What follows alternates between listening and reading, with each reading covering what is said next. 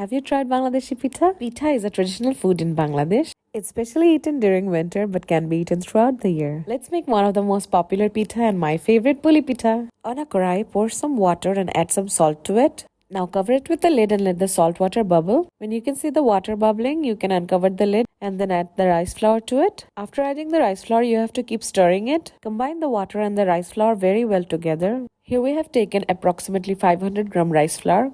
This will make a very large batch of pitas. It will make 40 to 43 pitas. If you want to make a smaller batch, then take less rice flour. After stirring and combining, set it aside and let it cool down just a little bit. It still needs to be warm when you knead the dough. For the filling on a pan, we have taken 3 cups of freshly grated coconut. Don't use desiccated, dry or dehydrated coconut. Lightly dry roast the freshly grated coconuts. You have to keep stirring and dry roast the coconuts until the water disappears. The coconut still needs to be moist and soft. Here we have used 1 cup jaggery for 3 cups of coconut. You can also use sugar instead of jaggery. The jaggery will melt from the heat. When the jaggery melts, mix it with the rest of the coconut. You have to keep stirring them with a spatula and combine them very well together. After the jaggery and the coconut is well combined, it should look like this. Now it's time to knead the dough. Take some soybean oil in your hand and knead the dough with lots of force. If you don't knead the dough properly, the pita will break when you cook it. So really take your time to knead the dough properly with lots of force.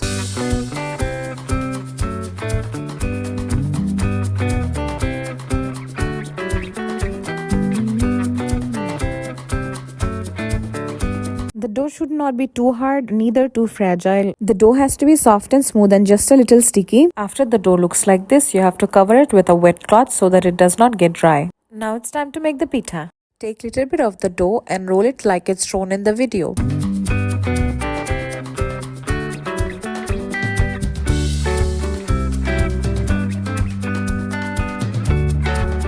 After making the dough into round shape, sprinkle a little bit of atta or moida aka flour. You can make the pitha in 2 different ways. In the first method, you have to roll the dough with a rolling pin and make it into a round shape. It should not be too thick or too thin. It has to be medium in thickness. Next, take a round steel glass and cut out round shapes with it.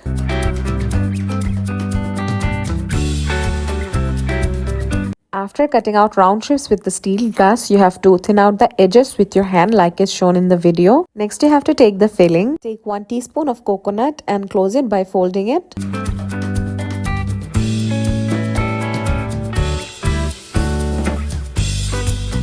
After folding it, thin out the edges and then do the design that is shown in the video. This folding pattern design is what makes this look very special. It takes a little bit of practice to perfect this design.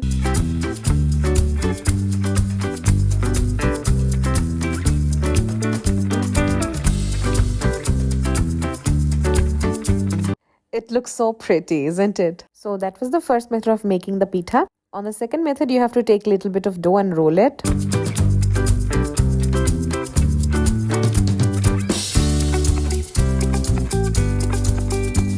After rolling the dough, you have to thin out the edges with your fingers like it's shown in the video. You won't be using any mold or any glass in this method. With your fingers, you have to make round shape. After turning the dough into round shape, you have to put 1 teaspoon of coconut.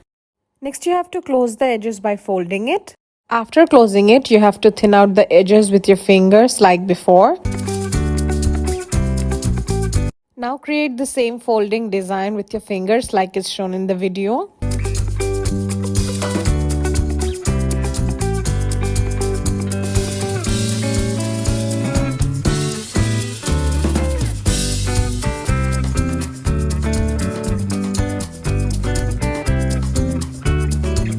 After you're done giving the shape to the pitha, you have to cook it. You can either steam or fry them. For steaming, you can either use rice cooker or the traditional method. If you are using a rice cooker, then place the pithas into the rice cooker and steam them for 15 to 20 minutes.